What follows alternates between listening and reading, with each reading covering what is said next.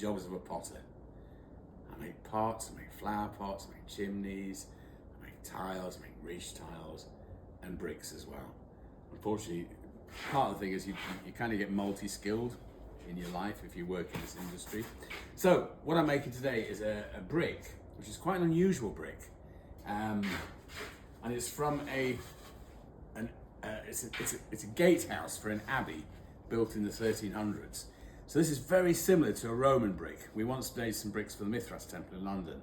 So this is very similar to Roman brick. Roman bricks were maybe usually a bit longer than this, but of a very similar thickness and width as these.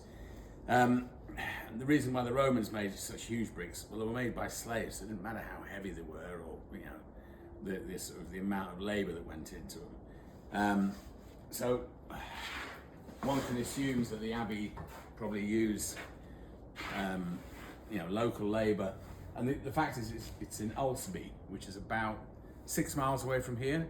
So it would have been a very, very similar clay to what we have today on the bottom bed. So if you notice, our normal clays are a grey-brown, whereas this is a black. So there's a lot of organic matter in this. This is about 3 meters down in the beds of clay.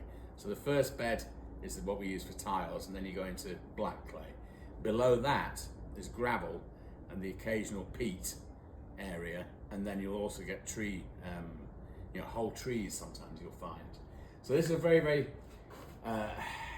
there's probably about 60% silt in this clay. You couldn't actually make a flower pot of it.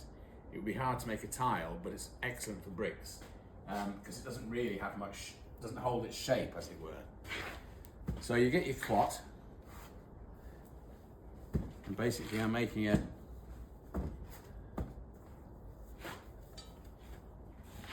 and you throw it into your mould.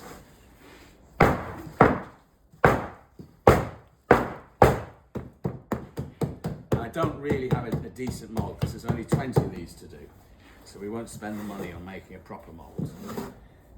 And one of the reasons why we're doing them by hand and with this clay is they want to be as rough as possible, so they fit in with the bricks that are already on site.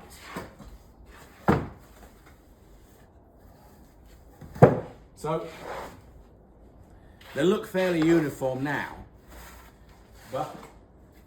and this is what you call a wet sand method of making. So this gives you a very coarse looking brick. This will give you a brick that looks very old.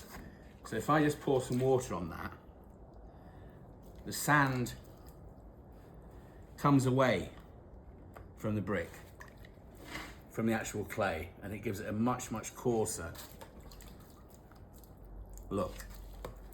So you can see that, you can see the creases starting to appear on the brick. Sorry, it's not wasted.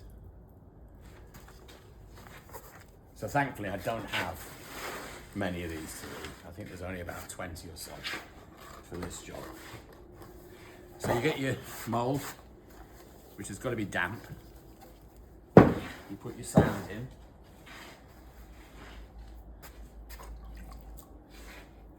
And you want lumps of sand.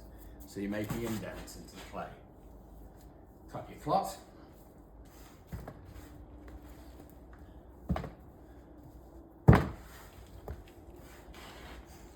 Get a good generous amount of sand on it.